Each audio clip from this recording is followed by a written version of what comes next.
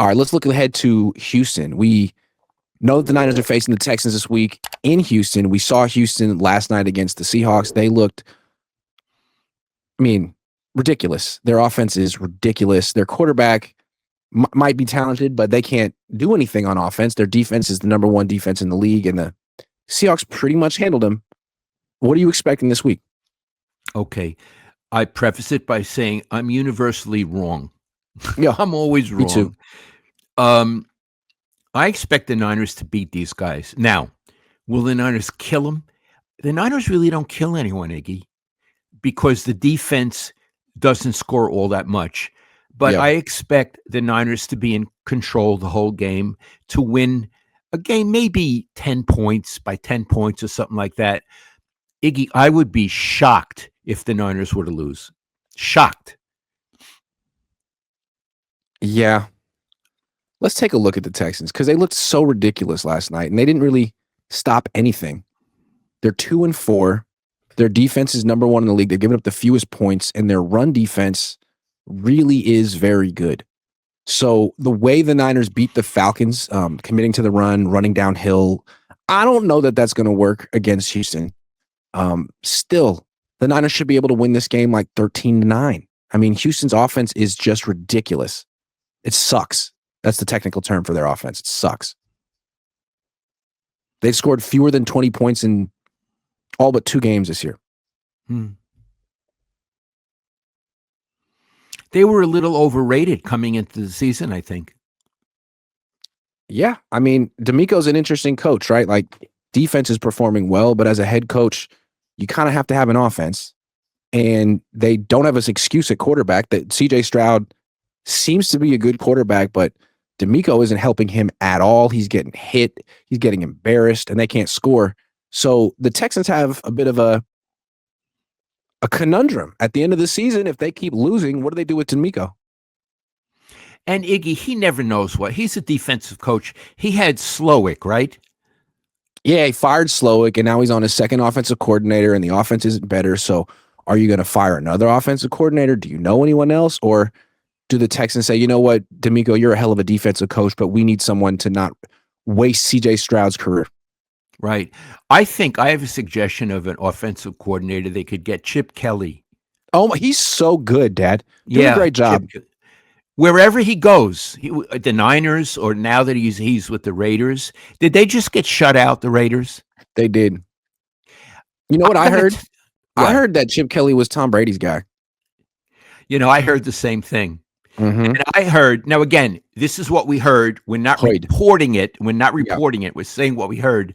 But I've heard that he's so Tom Brady's guy that he doesn't report to Pete Carroll. He reports to Tom Brady.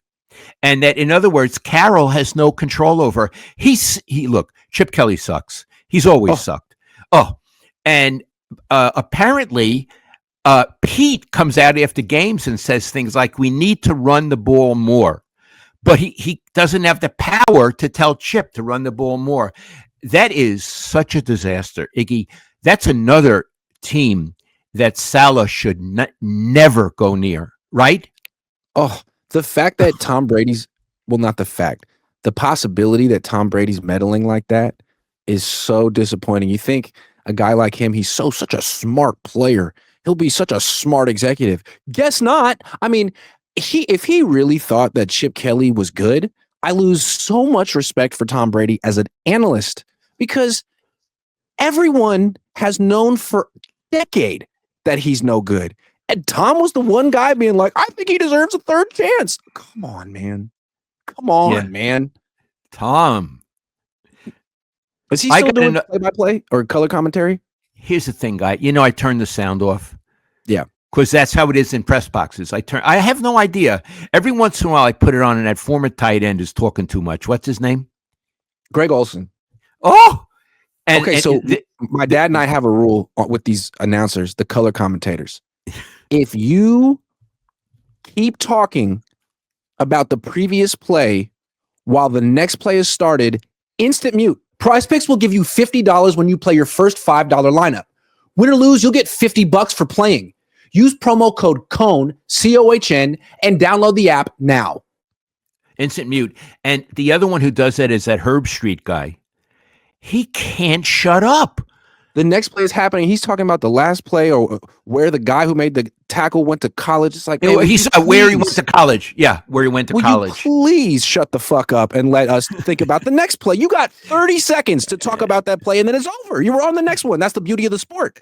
And also Herb Street or Kirk, whatever his name is, he's the kind of guy who makes a point and then he makes it again. Oh, he says it twice. Dude, even once sucked, but twice? Yeah. There's a lot of radio guys, they're trying to fill time.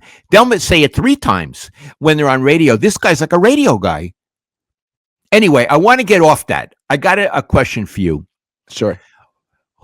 In no particular order, what are the top 5 teams in the NFC? In no particular order. Fuck. Oh, listen. God, me. That's such a tough question to answer. In no particular order. Okay, let me just write teams down. The Rams are in that group. The Eagles are in that group. I'm going to say the Niners, I think, are in that group. The Seahawks in that group. The Lions, but then I don't have the Bucks, and the Bucks would have, because the Bucks beat the Niners and the Seahawks. I think the Bucks instead of the Seahawks. Okay. All right. Okay. All right. The Seahawks lost to the Bucks and the Niners. Okay. The Niners barely are in that top 5. They're in the top 5. Am I missing anyone though? The Packers are good as hell. Yeah, the Packers. The Niners are borderline. Even though they're 5-2, they're borderline. Okay. Yeah. Stick with me. Yeah. Why are they borderline? Okay. Because their offense struggles to score points. Their defense doesn't really force turnovers. So they're really in these very close games every week. And so far, they've done a great job in close games. But I feel like those are the kind of things that even out over time. You're not going to be, winning 3/4 of your close games. They're floating. They're floating. They're floating. They're averaging 5.3 yards per play and giving up 5.3 yards per play. That's not the mark of a great team. That's the mark of a team that's probably outperforming their talent. Are those statistics accurate? 5.3? Let me make sure. Yes, they're averaging 5.3 yards per play on offense and giving up 5.3 yards per play on defense. Last year, they were 6.2 yards per play on offense. So they're having a tough time. They got a lot of injuries. Maybe the guys will come back and they'll be fine on offense, but we'll see. So maybe they're in the top 5, but maybe they're 6 or 7. They're in the top 7. Yeah, because I think so. There is no great team, by the way, in the NFC, but there are some very impressive, solid teams. Yeah, and 1 or 2 or 3 of these teams are going to make a significant trade at the deadline to give themselves a better chance. Could be the Niners or not. What would they want at the deadline? Oh, no. What should they want at the deadline? Well, for the last few weeks, we've been talking about they need a defensive end to replace Nick Bosa. So far, they've been working around it with blitzes and stuff. But then when Fred Warner went down, they're thinking, well, maybe cancel that because what's the point? Well, if Tatum Bethune is good, then maybe you do want that edge rusher. Maybe you feel like if you have one edge rusher, you can actually have an elite defense even without Fred Warner. Or, their wide receivers are all hurt. Their offensive line is terrible. They could use another running back. I think they're set at quarterback and tight end, but they could use all kind of stuff. And kicker, they're set at kicker. Oh, they're set at kicker. Okay. They're set at kicker, yeah. Yeah, I was thinking they need a new offensive lineman, but they won't do it. No. They first of all, they're hard to get, and second of all, it's not how they think. And I would say they need another running back. Yeah. They do. Yes, they do. They won't get one, but they do need one. They won't do it.